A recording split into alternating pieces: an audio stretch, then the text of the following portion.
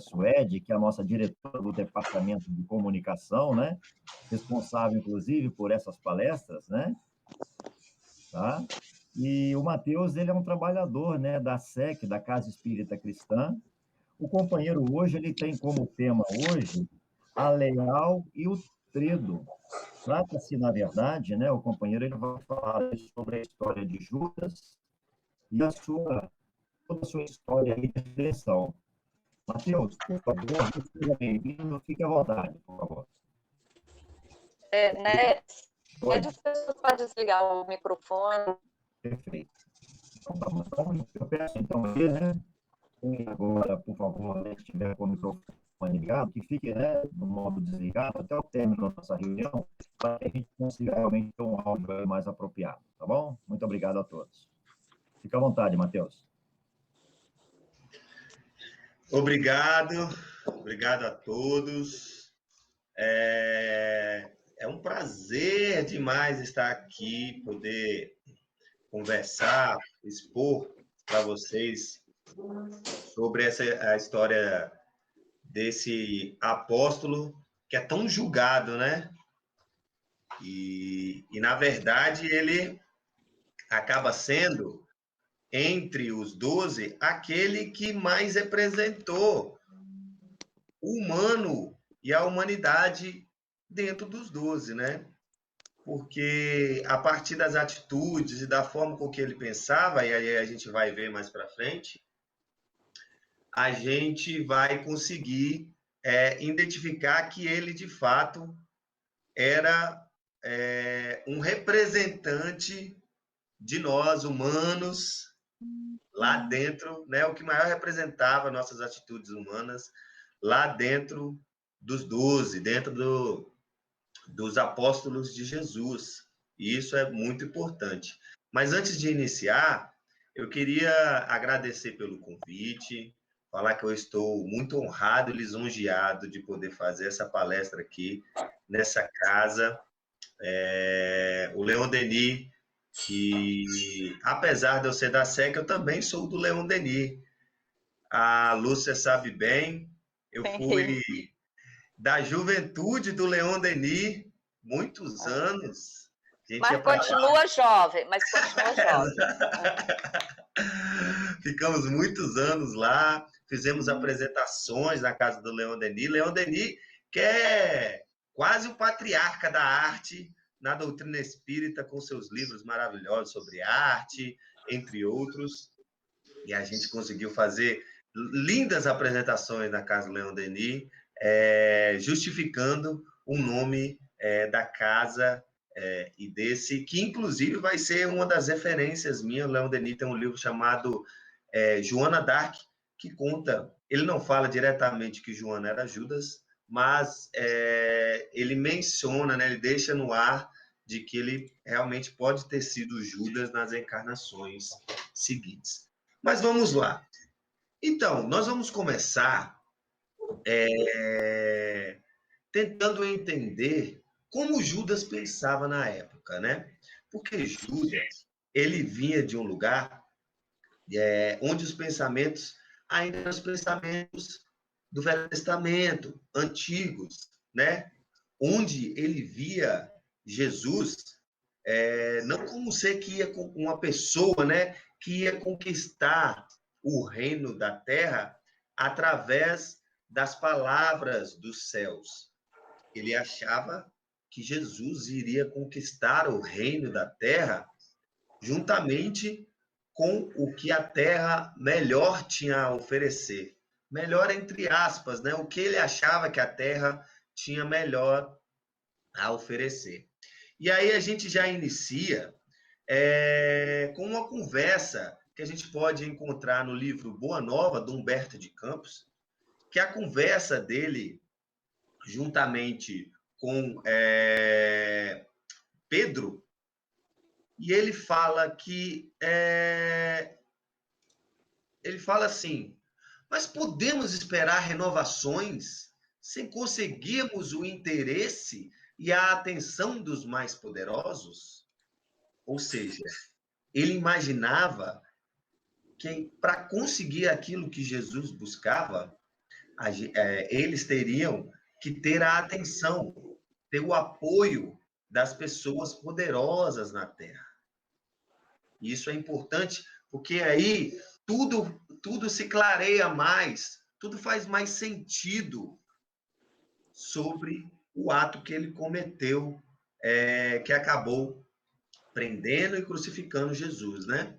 Então, e aí Pedro fala com ele, né? E quem haverá mais poderoso do que Deus, de quem o mestre é enviado divino? E aí, Humberto de Campos continua, né?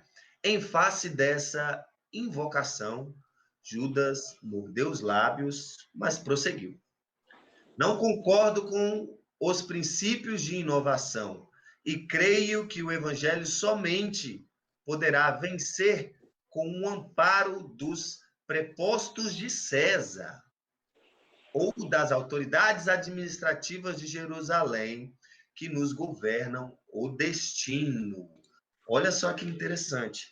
Judas, ele acreditava que, assim como tinha nas culturas antigas, que o Salvador dele viria através, para conquistar, através com os poderes da terra.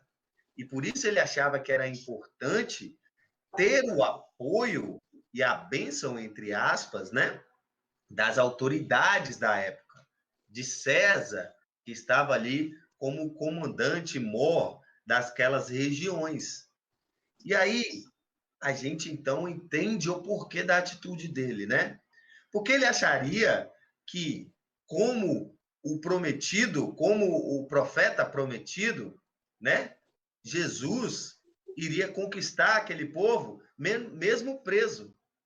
Ele iria conseguir o apoio de César e das pessoas ali, mesmo preso. Ou então, ia iniciar uma revolta, né? Para que, a partir disso, eles conseguissem, né?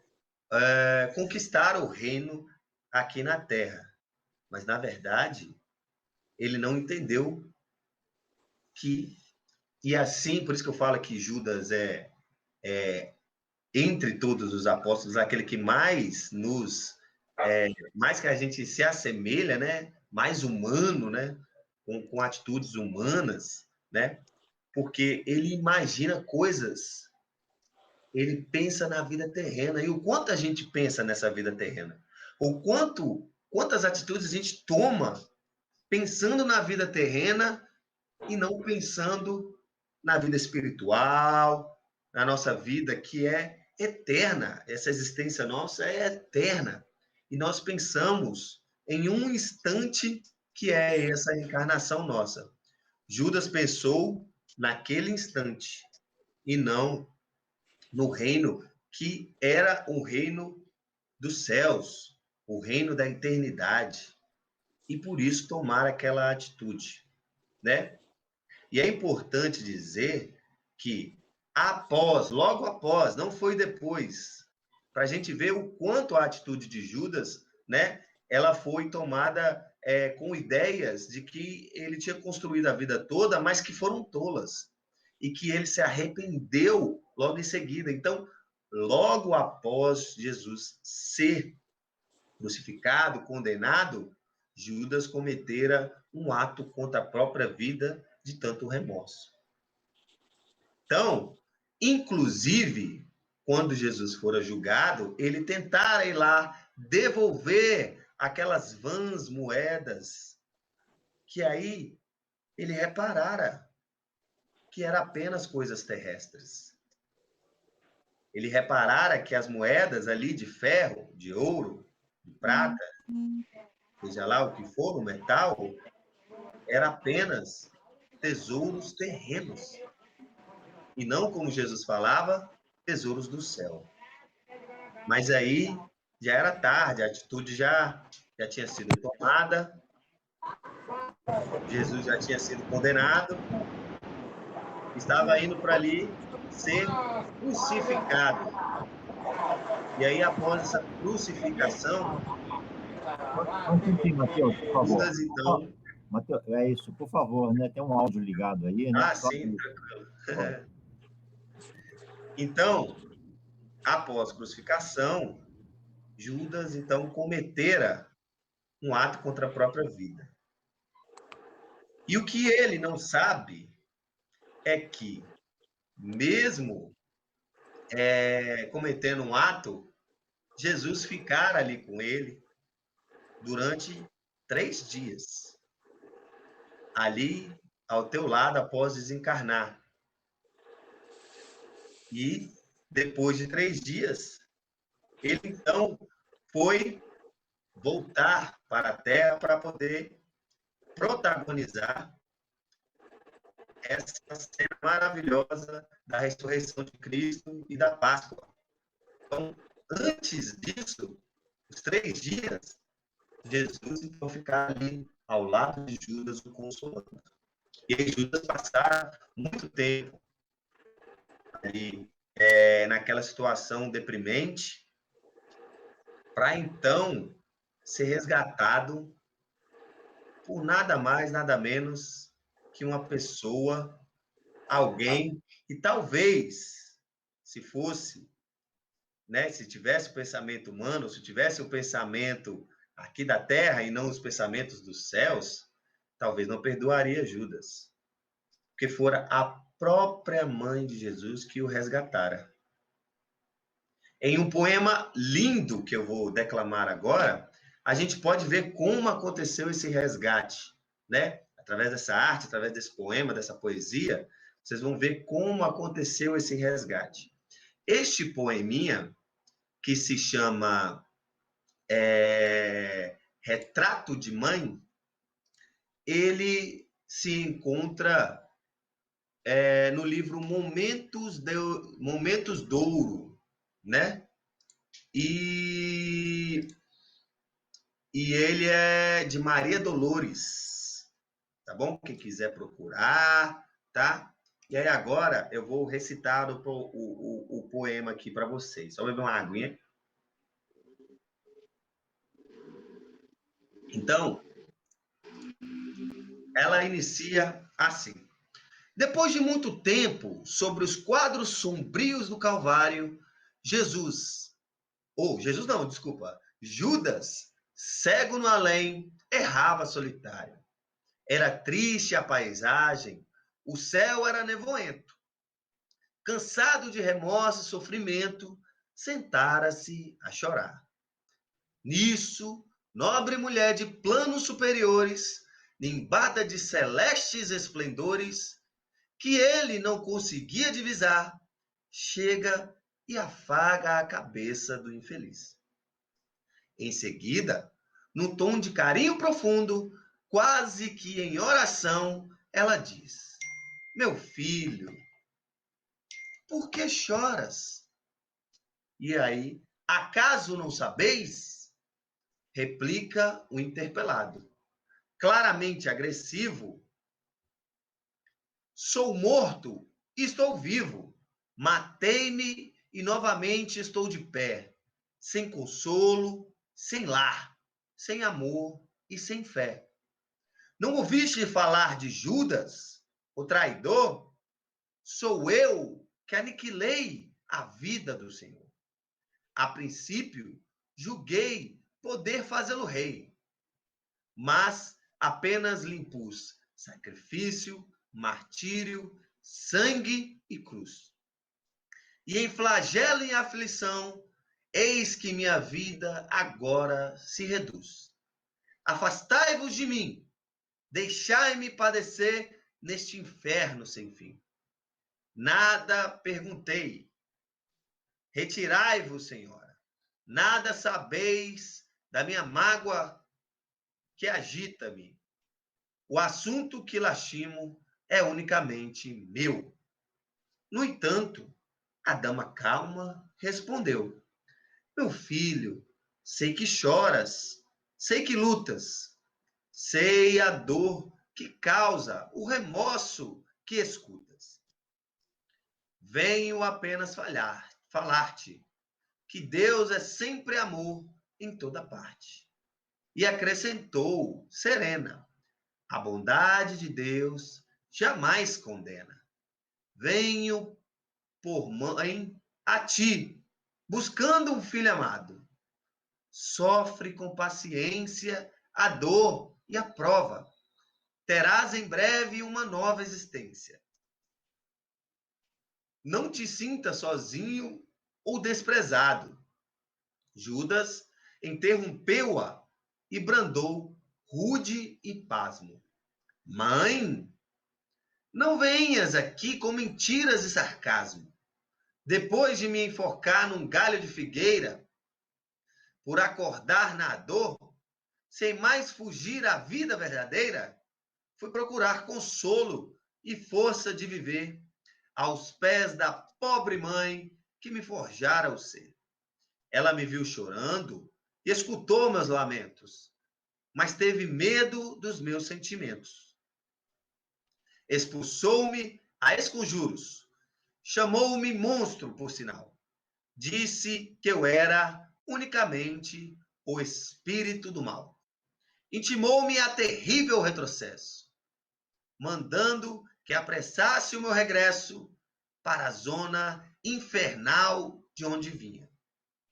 Ah, detesto lembrar a horrível mãe que eu tinha. Não me faleis de mães, não me faleis de amor. Sou apenas um monstro sofredor.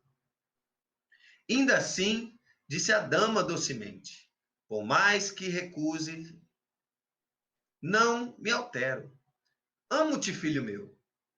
Amo-te e quero ver-te de novo à vida, maravilhosamente revestida de paz e luz, de fé e elevação. Virás comigo à terra, perderás pouco a pouco o ânimo violento. Terás o coração nas águas de bendito esquecimento, numa existência de esperança. Levar-te-ei comigo a remansoso abrigo. Dar-te-ei outra mãe. Pensa e descansa. E Judas, então, neste instante, como quem olvidasse a própria dor gigante, ou como quem se desgarra de um pesadelo atroz, perguntou: quem sois vós que me falais assim, sabendo-me traidor? Sois divina mulher, irradiando amor, ou anjo celestial de quem presinto a luz? No entanto, ela, a fitá-lo frente a frente, respondeu simplesmente: meu filho, eu sou a mãe de Jesus. Com esse poema maravilhoso, a gente pode perceber tudo que a gente vinha conversando até agora sobre as personalidades de Judas. Ele mesmo fala ela mesma fala no poema, né, a Maria Dolores, ou ele, né, que queria fazer Jesus rei, né?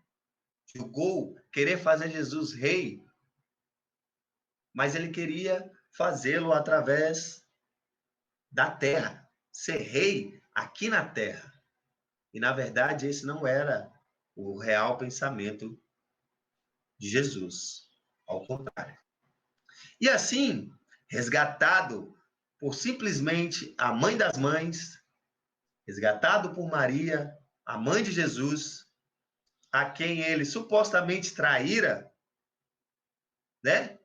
E fora supostamente julgado por ter sido o causador da morte de Cristo, após ser salvo, ele volta então a se melhorar, progredir, fazer outras encarnações, até então, para vir fazer a reencarnação que Mateus julgo, como uma das mais importantes reencarnações que tivemos aqui na Terra.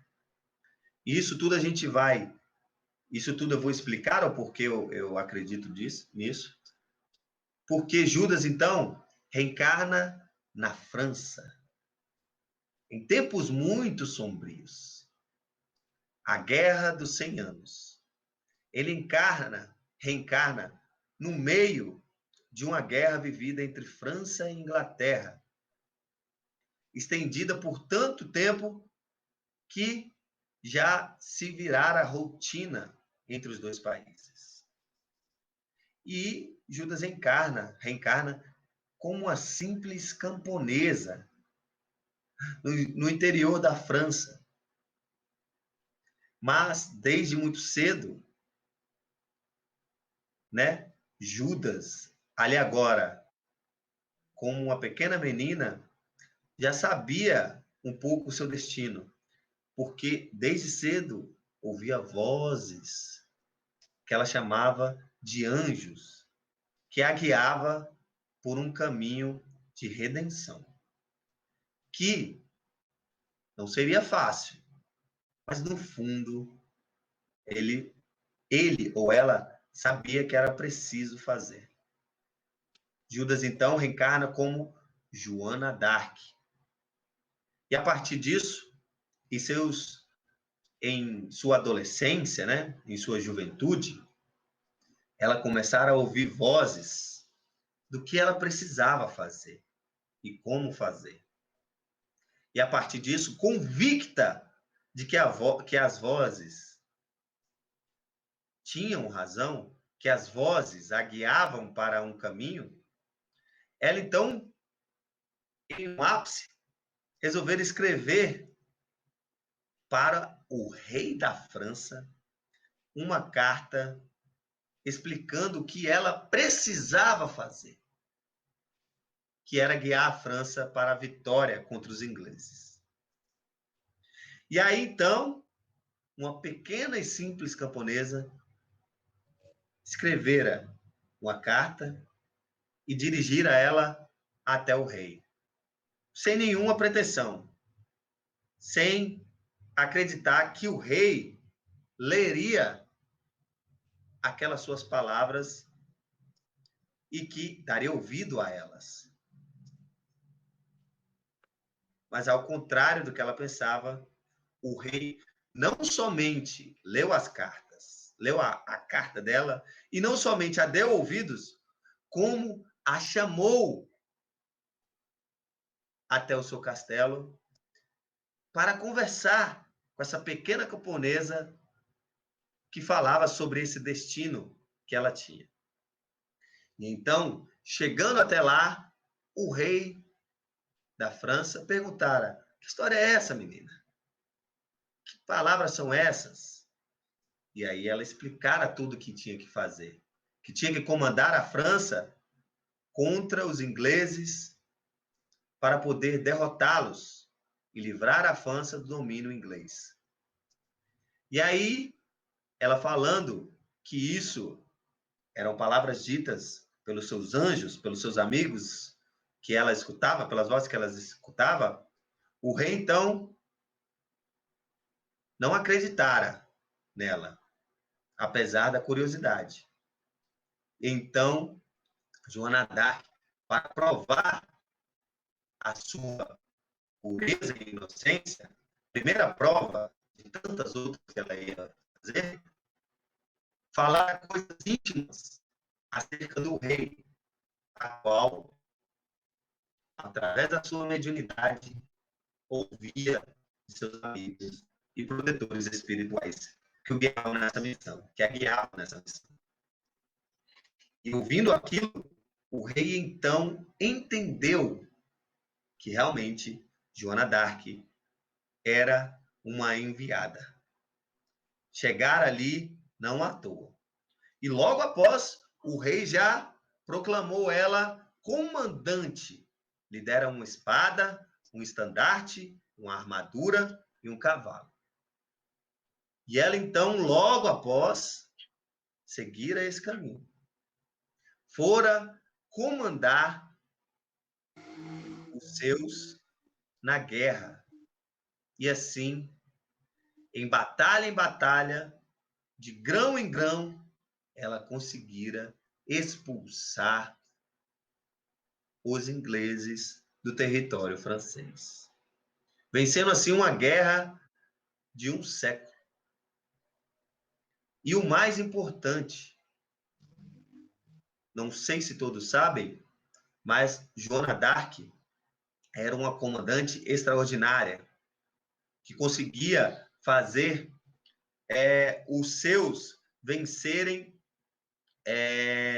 e mesmo assim, ela mesmo comandando, no meio de um caos tremendo que é a guerra, ela não tirara a vida de um só homem sequer.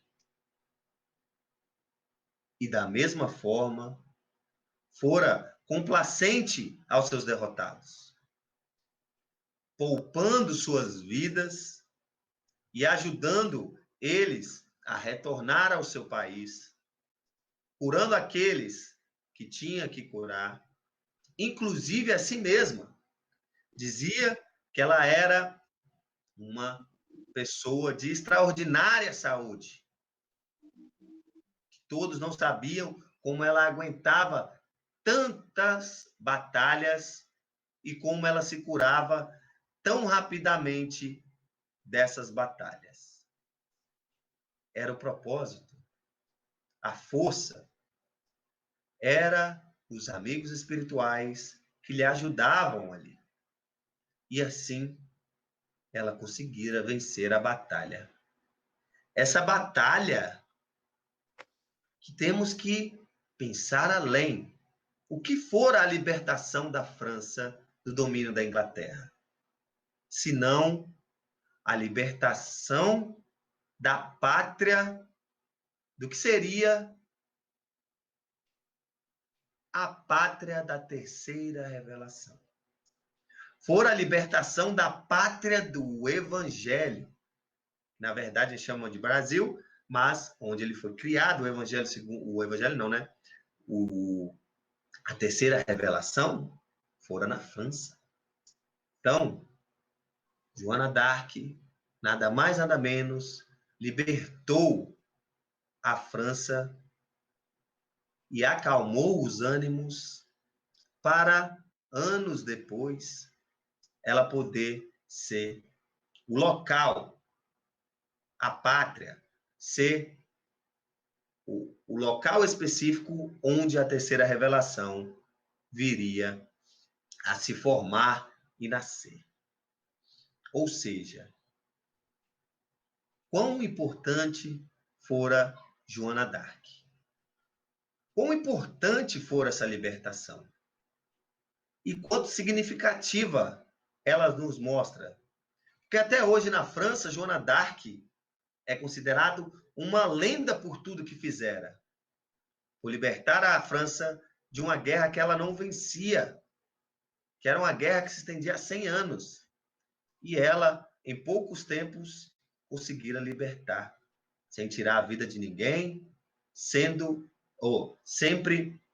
com a energia extraordinária que guiaram os seus para essas vitórias. Mas essa luta ainda precisava passar por outras coisas.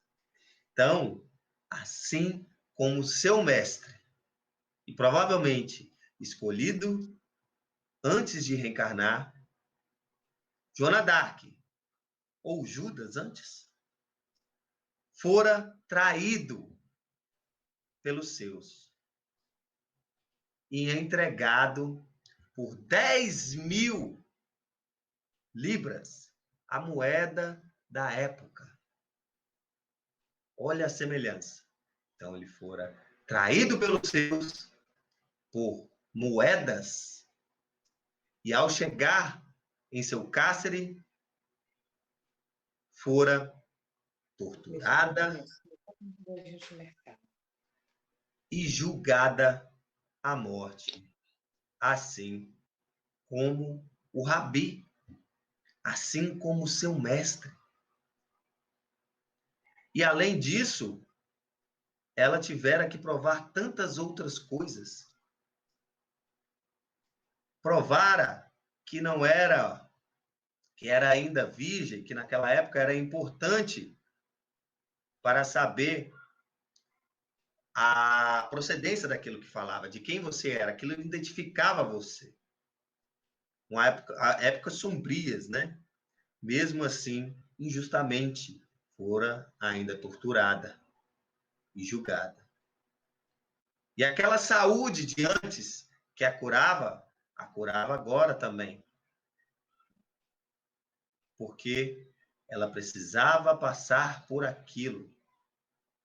Há histórias que ela tentou até cometer novamente o suicídio, se jogando da sua prisão que ficava no alto. Mas em pouco tempo estava novamente curada. Porque, como disse, ela precisava passar por tudo aquilo que estava passando. Então, Joana d'Arc, julgada, foi assim como Cristo, colocada em praça pública, para todos verem, em um mastro, amarrada, ao contrário do Cristo que fora pregado, ali para morrer. E aí, então, atearam fogo em Joana d'Arc. Mas, como um último ato, assim como o seu mestre, ela perdoara a todos que estiveram ali. E nas histórias, assim como no livro de Leon Denis, né, tem essas falas de que ela perdoara a todos que estavam ali, e assim como Cristo rogara ao seu Pai, ao Criador dos Criadores, a Deus, para que ela pudesse, então, não só perdoar os que estavam ali, mas poder ter essa passagem mais tranquila para o outro lado. Então, Joana d'Arc, Judas, né? Outrora, com esse roteiro extremamente parecido com o mestre em seu final, sendo vendida, literalmente, quer dizer, traída, vendida, né? Maltratada, julgada, erradamente, né? Colocada no mastro em praça pública e queimada, morta, no meio de tanta gente. Mesmo assim, perdoando a todos e rogando a Deus em seus últimos momentos. Um roteiro que não poderia ser mais redentor para Judas. Que agora, julgo eu, poderia se livrar de um peso que só a humanidade carregaria a partir daquele momento. Porque só a humanidade ainda carrega o peso de Judas nas costas. Só a humanidade o julga até hoje, colocando Judas como bonecos em mastros, em postes e em atos simbólicos, maltratando ele até hoje, ali nos mastros. Batendo, né? Queimando. Mas, como Judas não está mais nessa vibração, ele se livrara desse peso para sempre. Mas a humanidade ainda carrega esse peso em si.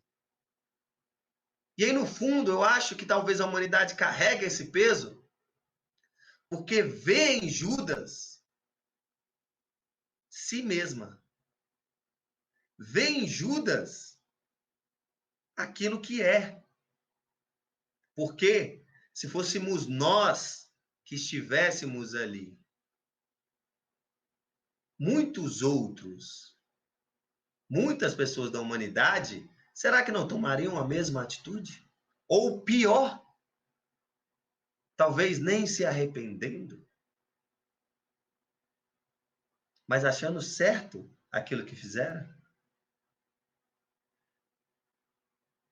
Judas, então, para mim, identifica o humano e todas as suas complexidades e formas de agir e pensar. Não que a gente pode se identificar com outros também apóstolos, mas creio que Judas identifica melhor o humano entre aqueles 12 apóstolos. Então, por que então julgar Judas? Depois dessa história de redenção tão grande dele. Por que julgar ele por uma coisa aqui da terra, sendo que, julgando ele por isso, estamos reforçando exatamente o que ele propagou há 2000 anos. Estamos reforçando as moedas dele, as moedas vãs, que, querendo ou não, é um simbolismo muito forte da vida terrena. Essas vãs moedas que a gente corre atrás, nos sacrificando, às vezes, em alguns casos, tirando a vida do outro, fazendo mal ao outro, por conta de coisas terrenas, de moedas vãs, da matéria, sendo que há 2000 anos Jesus veio falar, né? Que na verdade esse tesouro não é o mais importante. O tesouro que é mais importante é o tesouro dos céus. E a gente às vezes tem uma dificuldade muito grande de entender isso, até hoje. Então, com essa história gigantesca, podemos tirar vários ensinamentos. Ensinamentos que mesmo, quer dizer, apesar de tudo que fizera na vida, apesar de tudo que nós fizemos em nossas vidas antes, nós podemos nos redimir, podemos ser melhores, podemos fazer diferente, mostrando que a dor se torna necessária, mostrando que o reino de Deus não é neste mundo, mostrando o quão a reencarnação é uma lei, é um advindo divino tão extraordinário, que faz com que nós evoluímos nessa caminhada eterna. Além de outros, né? Que não podemos julgar o outro por suas atitudes, também é um dos ensinamentos que podemos tirar a partir dessa vida de Judas. Ver o quanto a mediunidade, quando bem usada, podem nos levar a muitos. O quanto nos focarmos em nossas missões também, o quanto uma liderança positiva pode nos levar à vitória. São vários ensinamentos que podemos tirar a partir dessa história extraordinária desse espírito que reencarnara como Judas, depois como Joana d'Arc, e simplesmente livrou a França, liberou o caminho para que a terceira revelação viesse para aquela pátria tão maravilhosa que é a França, através de Allan Kardec. Então, se hoje temos espiritismo, talvez a gente tenha que agradecer um pouco também a esse espírito, a Judas, não é mesmo? E aí, na verdade, encerrando a nossa palestra, a partir dessa história e de outras referências que eu tenho aqui também, eu posso passar para vocês, né? Tem um livro chamado Palavras do Infinito, de Humberto de Campos também, que ele entrevista Judas, né? E ele conta um pouquinho desse pensamento. Ele encontra Judas em um momento de reflexão ali em Jerusalém, né? Ali aos pés. Gente, aonde que. Acho que é aos pés do Jordão. Acho que eu tô com certeza. Alguém me corrija aí se eu estiver errado, tá, gente? Ele estava ali aos pés do Jordão e relembrando tudo aquilo, e aí Humberto de Campos, com sua sagacidade, né, de entrevistador ali, de repórter, vai lá conversar com ele, e ele conversa com Humberto de Campos, falando sobre os seus sentimentos, como se sentia, e essa palestra toda é um conjunto de ideias de todas essas referências que eu peguei, né? Então, temos a referência do Humberto de Campos, né? Eu comecei com a referência do livro Boa Nova, nessa conversa de Pedro com Judas, né? De Humberto de Campos também. Depois, as histórias do Evangelho e tal, etc., tudo que se passou. Depois o livro de Leon Denis, né? Como eu falei antes, o livro maravilhoso de Leon Denis, chamado Joana d'Arc, que conta a história de Joana, né? E esse caminho de libertação da França, né? Que viria a ser a pátria do Evangelho, a pátria, não é? A pátria da terceira revelação, né? Livro Palavras do Infinito, de Humberto de Campos, que é esse que tem a entrevista também. E o livro Momentos de Ouro, né? De Maria Dolores, O Espírito, que é o poema do resgate de Maria para Judas, né? O resgate de Judas, na verdade, né? Através de Maria. Então, para quem quiser, todas essas referências aí, tá bom? E a partir desse compilado, eu compus uma canção juntamente com Júnior Vidal e Daniel Silva. A letra eu que fiz, mas esses dois grandes amigos me ajudaram a harmonizar essa canção, que se chama O Tema da nossa palestra, A Leal e o Tredo. E aí, já explicando, né, o que... Esqueci o seu nome que você me apresentou, desculpa. Neles. Ernest. O Ernest falou sobre, né, A Leal e o Tredo, que é o tema da palestra, é exatamente a identificação. A leal, porque Joana d'Arc fora sempre leal ao seu país e ao seu propósito, né? Assim como Cristo.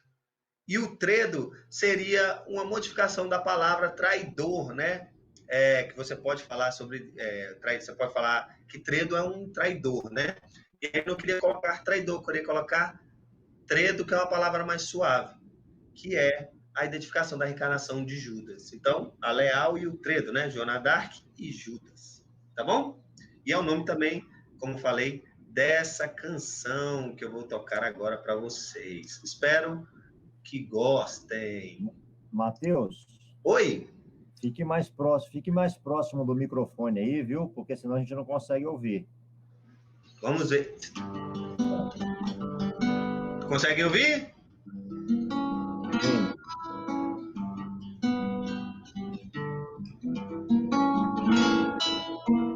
Beleza, maravilha. Quando eu entrei, eu até falei com você que eu acho que a gente deve, por isso que eu peguei o violão, acho que a gente devia ter testado, mas enfim. Vamos lá então. A Leal e o Tredo.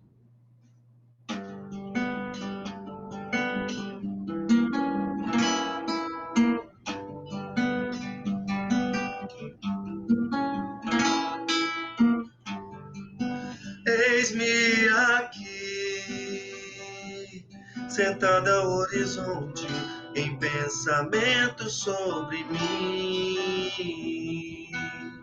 sobre mundo, sobre a dor, lágrimas no rosto, alívio em minha alma.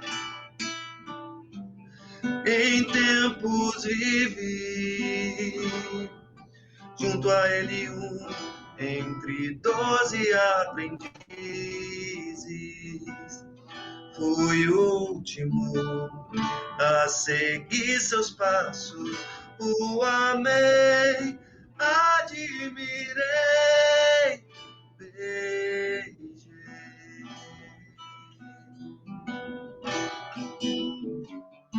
Falhei por ideias tolas, por moedas vãs.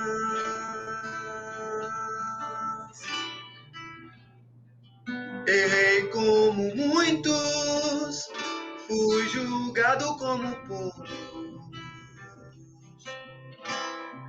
Sou a personificação do humano entre os 12. Cisco sobre a trave, óbice do homem, perdão, eis a bandeira, perdão, eis a bandeira.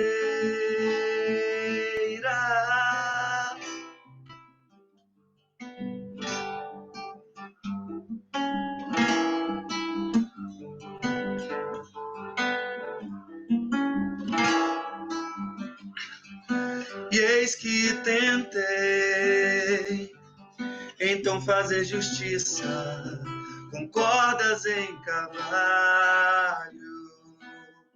E eis que a vida não tem fim, nem o amor. O Pai nos dá misericórdia, a Mãe nos resgata e acolhe. Retorno para libertar a pátria do Consolador. Sofri as penúrias que outrora causei, e em meu calvário perdoei a mim, aos meus irmãos, como Rabi.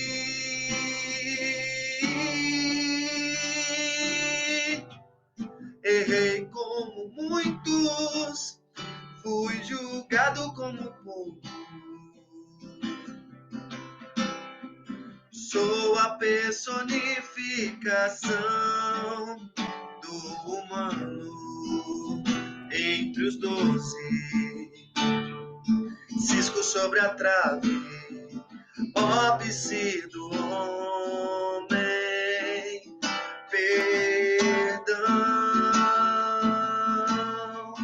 eis a bandeira, perdão, eis a bandeira.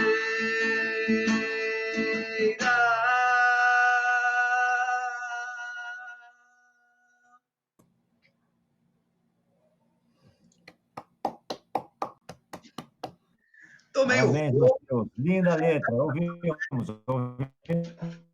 muito bonita. Obrigado, valeu. Agradeço ao Júnior Vidal e ao Daniel Silva por terem me ajudado aí a compor essa canção. E já queria agradecer pelo espaço, novamente, já falei. Sou uma cria do Leon Denis aí, sou de casa já, tantos amigos aí, tantas pessoas conhecidas. Agradeço pelo espaço. Espero que tenham gostado, a gente possa refletir mais sobre esse personagem que é tão julgado, né? As pessoas ainda o julgam, ainda colocam em postes, batem nele, o julgam, é sempre simbolizado como um traidor e etc. Na verdade, se a gente puxar a história, ver os detalhes, a gente repara bem que ele era um humano, assim como todos nós. Obrigado, Bom, gente. obrigado, viu? E Deus te abençoe, viu? Que você possa realmente continuar aí nessa trajetória, né? De compondo, né, as músicas,